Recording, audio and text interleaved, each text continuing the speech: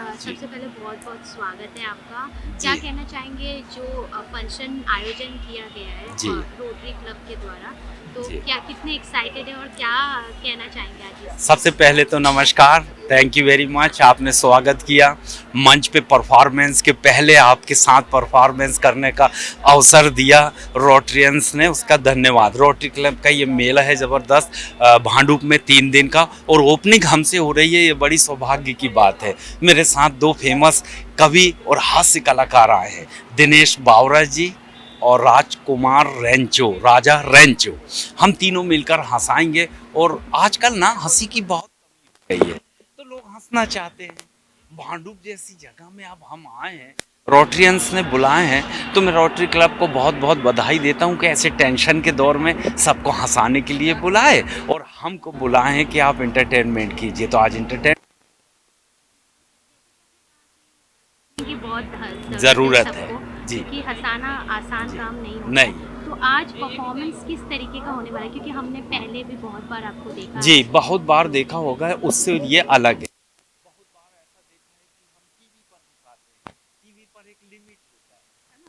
और एक उनका मैटर होता है यहाँ से लेकर यहाँ 5 मिनट का टाइम, लेकिन आज पूरी पब्लिक है, ऑडियंस के सवाल मेरे जवाब भी देंगे, उनके साथ घुलेंगे मिलेंगे, उनके साथ खेलेंगे, हंसाएंगे, बच्चों को, बड़ों को, महिलाओं को, बुजुर्गों को, 3 पीढ़ी देखकर हमको हंसती है।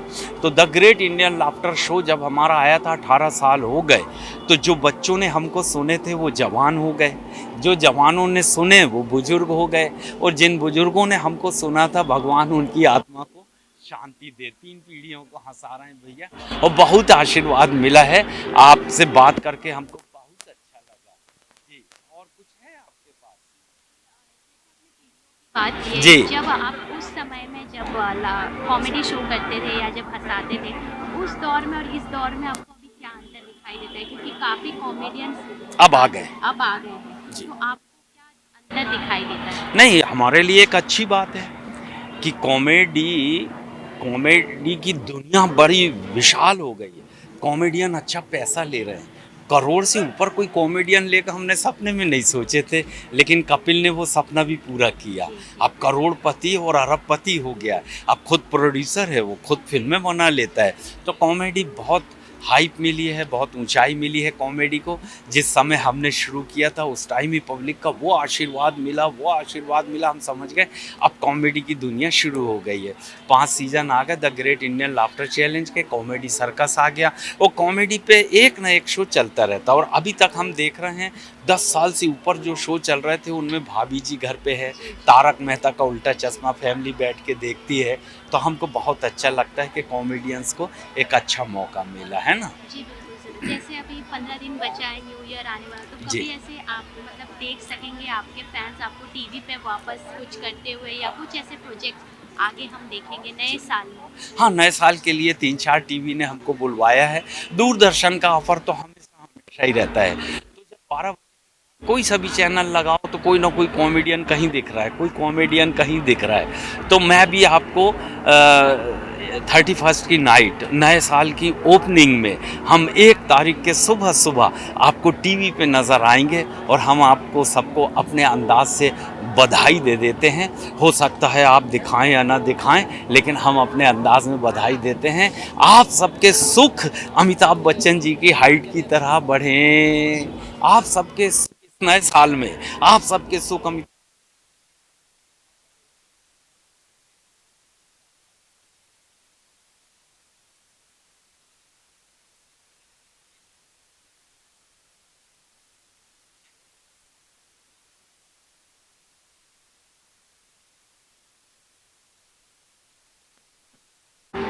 सर सबसे पहले बहुत-बहुत स्वागत है आपका। क्या कहना चाहेंगे आज ये मंच पे आप आए रोटरी क्लब इन्होंने जो प्रोग्राम ऑर्गेनाइज़ किया है, कितने एक्साइटेड हैं आप और आप किस तरीके का परफॉर्मेंस देने वाले बहुत हैं? एक्साइटेड हूँ और मुंबई में प्रोग्राम है और मराठी क्राउड मिक्स क्राउड है और मराठी क्राउड भी रहेगा तो मराठी में प्रोग्राम काम करने का अलग ही मज़ा आएगा और बच्चे भी हैं बड़े बुजुर्ग और एक फ़न फेस्टा लगा हुआ है, मज़े कर रहे हैं लोग तो इसमें काफ़ी मज़ा आएगा और भांडुप में तो जी, बिल्कुल। जैसे कि अभी 15 दिन बचा है, न्यू ईयर आने वाला है, तो 15 दिन पहले से ही हमारे देश में न्यू ईयर की सेलिब्रेशन स्टार्ट हो जाती है।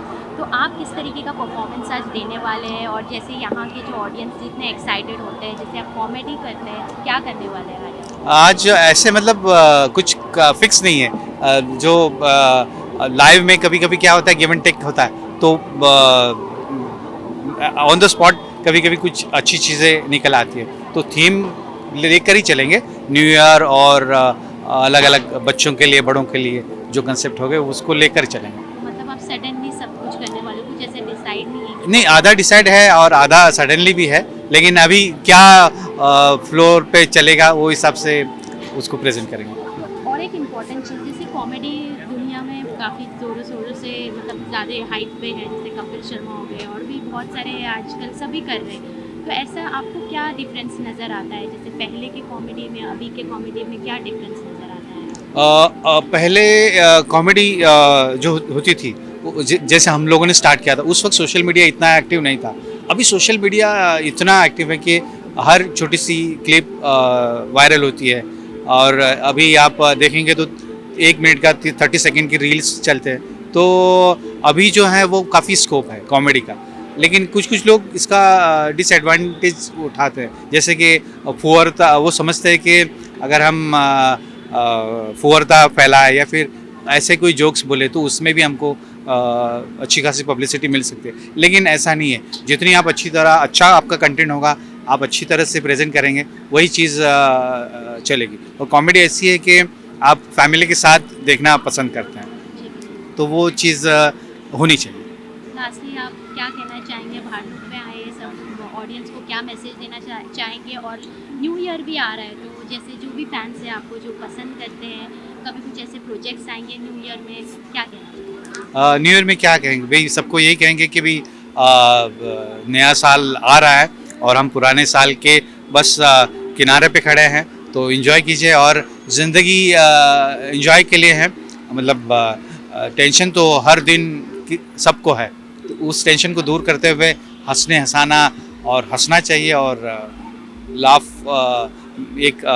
लाफिंग जो है वो अच्छा एक मेडिसिन है, तो वो अगर आप लाफिंग करेंगे तो आप और किसी दवा की आपको ज़रूरत नहीं है। Thank you so much. Thank you so much, thank you. मैं भांडुपकर का और आपके चैनल्स का, जो भी NBTV और जितने भी चैनल्स हैं, मैं सबका बहुत बहुत धन्यवाद करता हूँ और बहुत बहुत शुक्रिया। Thank you so much. Thank you so much. बेटा एक फ़ोटो लीजिए ना। थोड़ा सा मूवमेंट करते हैं, पोज चेंज करते हाँ,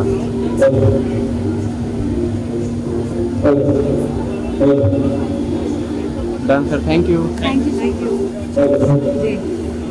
आप लोग हमें बताया गया कि आप लोग को पूछेंगे NBT नव भारत। सर, सबसे पहले बहुत बहुत स्वागत है आपका भांडुप में जो प्रोग्राम फन फेस्ट आयोजन किया गया हाँ, है, हाँ। क्या कहना चाहेंगे आप?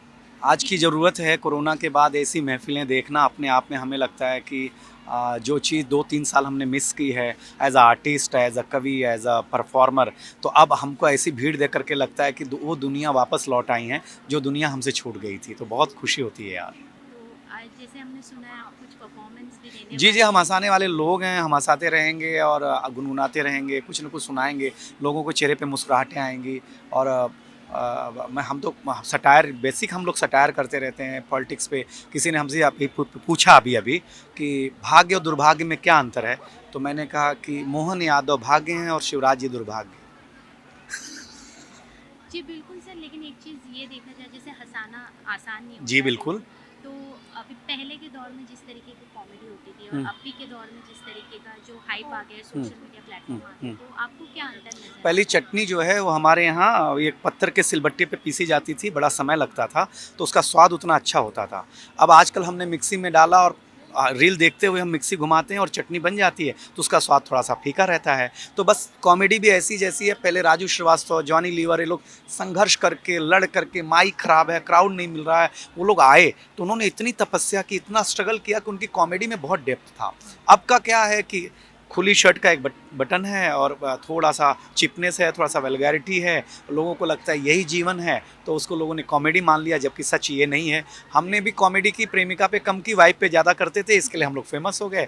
अब का माहौल अलग है, लेकिन वो भी एक्सेप्ट है। हम इतना कहना चाहते हैं कि हम भारत एक सांस्कृतिक प्रधान देश है, जहाँ पर कल्चर, संस्कार, भाषा, लैंग्वेज, ये सारी चीज़ें मायने रखती हैं। तो हम तमाम कलाकारों को वेस्टर्न फॉलो करना चाहिए, लेकिन इतना नहीं फॉलो करना चाहिए कि हम लोग कहीं न कहीं इस बात को मिस कर जाएं कि हमारा अपना कल्चर क्या है। जी बिल्कुल सर। लेकिन सर कहीं न कहीं ये लगता है कि जैसे कुछ लोगों को प्लेटफॉर्म्स नहीं मिलते, मौके नहीं मिलते, सोशल मीडिया की वजह से उनको वो मतलब वास्ट एक्सपीरियंस करने मिल रहा है, या 10 लोग उनको देख पा रहे हैं, अपने मोबाइल से वो शूट करके अपने टैलेंट को दिखा सकते हैं। आज की तारीख में जितने बड़े सेलिब्रिटी स्टार मिले हैं हिंदुस्तान को, वो सोशल मीडिया से, मैं एक फोक सिंगर बताता हूँ, मैथिली ठाकुर, सोशल मीडिया की दिन है, जाकिर सोशल मीडिया की दिन है, तो ये सारे लोग, कुणाल काबरा सोशल मीडिया की दिन है। हमारे ज़माने में टीवी था, टीवी हमारे ज़माने में दूरदर्शन था, उस पर होली के दिन एक प्रोग्राम होता था, उसमें आ जाते थे तो हम स्टार हो जाते थे, क्योंकि वो सारे लोग देखते थे। लेकिन अब जिसका जो मन है वो देखता है, जिसका मन जो है वो बोलता है। सही मामले में कलाकारों के लिए या टैलेंट के लिए लोकतंत्र अब आया है कि जो मन में आता है हम बोल लेते हैं, जो मन में आता है परफॉर्म कर लेते हैं, लोगों को एंजॉय करा देते हैं। बस इतनी सी बात है। तो अब जो है उतना स्ट्रगल नहीं है जितना हमारे ज़माने में होता था। जी बिल्कुल सही कहा आपने। लास्टली क्या कहना चाहेंगे आज की पीढ़ी को, जैसे अभी नया साल आ रहा है, कुछ नए लोग जैसे आपको फैंस है जो भी पसंद करते हैं आपको, या कुछ आपके प्रोजेक्ट्स हैं जो हमें देखने को? हाँ जी, अभी मैं निश्चित रूप से मैं फिल्मों में काम करता हूँ, काफ़ी कुछ करते रहता हूँ, लेकिन मैं लाइव स्टेज ज़्यादा एंजॉय करता हूँ। नई पीढ़ी को एक बात कहना चाहूँगा कि ना, रील और रियल में अंदर करना देखें। रियल लाइफ जो है वो आपको थोड़ी देर के लिए सुकून दे सकती है, लेकिन रियल लाइफ आप स्ट्रगल करके जाएंगे तो लंबा जाएंगे। आप बुक पे ज़्यादा बिलीव करें, न कि 30 सेकंड के रील पे ज़्यादा बिलीव करें। सोशल मीडिया में फेकपन इतना है ना, आज इतने डॉक्टर पैदा हो गए, इतने वैद्य पैदा हो गए, वो जो कह देते हैं, लड़कियां वो ट्राई करने लगती हैं, चेहरे खराब हो जा रहे हैं, कोई कुछ खा दे रहा है, बीमार हो जा रहा है, तो आप कितना बिलीव कर रहे हो? हमारे प्रधानमंत्री जी ने कहा कि बिलीव मत करो भाई। प्रधानमंत्री जी का AI ने उनका सब्स्टिट्यूट गरबा खिला दिया और खुद इस बात को लेकर फिक्रमंद हैं। तो मैं कहता हूँ कोई चीज़ की अति अच्छा नहीं है, जितना भी है। नई पीढ़ी संघर्ष करके आएगी तो लंबा टिकेगी, अगर रील के वो देख करके इंस्पायर होकर के आएगी तो कम टिकेगी। रील जितनी छोटी उतना ही सक्सेस छोटा, जितना स्ट्रगल बड़ा उतना ही सक्सेस बड़ा। तो बड़ी मुस्कुराहट ढूंढिए, छोटी स्माइल मत ढूंढिए। धन्यवाद सभी लोग। Thank you sir. बहुत अच्छा भांडुप की आवाम। अरे बाप, इनको तो एक्सपोर्ट करना चाहिए। हाँ। क्या आपने कहाँ मिलती है? कहाँ मिलती है ऐसे भैया? अरे भैया, कमाल का शो है। राशन कार्ड बने तो हमारा बना दो भांडुप का। यार। भांडुप का यही हम बनेगा। भांडुप भांडुप ही रह जाएगा। तुम्हारे- हाँ, राजा का भी बने और और रेंचो का भी बनना बने चाहिए हाँ, भाई। उसका आधार कार्ड भी है और आपका भी बना दो। जी हाँ, आपके पड़ोस में रह लेंगे। प्रणाम करते हैं, बहुत अच्छा लगा भैया। ऐसे आयोजन देश में होते रहना चाहिए। दर्शकों ने जो तालियां दी उसके लिए वाह, थैंक यू वेरी मच। कलाकार को ऑडियंस ही जिंदा रखती है, ये बात ध्यान रखिए जी। और 3 दिन तक के सफल रहे रोटरियंस ने, जिस उम्मीद से कार्यक्रम की ओपनिंग के लिए हमें बुलाया, हमने अपना फर्ज निभाया। हमको बहुत भर भर के आशीर्वाद मिला है और हम प्रणाम कर। कुणाल जी आ जाओ इधर, ये समेट के लाए हैं, ये इनके सिलेक्शन है सबके। हास्य के माध्यम से जी। रोटरी क्लब की सेवा करने का मौका मिला, सो इसके लिए हमको बहुत खुशी है और आभारी है। रोटरी आप क्लब बहुत बताइए, अच्छा। ये पहला साल है जिस तरीके से ये पूरा ऑर्गेनाइज किया गया, और इतने सर को आपने इनवाइट किया, इतने सम्मानित किया, कैसा लगा आपको? देखिए, मेरे को तो ये प्रोग्राम बहुत पहले से मैंने सपने में देख लिया था कि मैं अगर एहसान भाई को, दिनेश भाई को और राजू को बुलाऊंगा तो माहौल क्या बनेगा। राजा रेंचो को, ठीक है, रेंचो को छोड़ नहीं सकते अपन। तो ये मैंने सपने में ही देख लिया था, और सपने में देखने के बाद सार्थक करने के लिए मैंने सिर्फ एक फ़ोन किया होगा और वो एक फ़ोन भी आधा ही फ़ोन हुआ और सबकी सहमति आ गई। और आज सबके सब आज मेरे पास यहाँ पे हैं। Thank you so much all of you, love you all. Thank you very much. Thank you. Thank you. हाँ, चलो।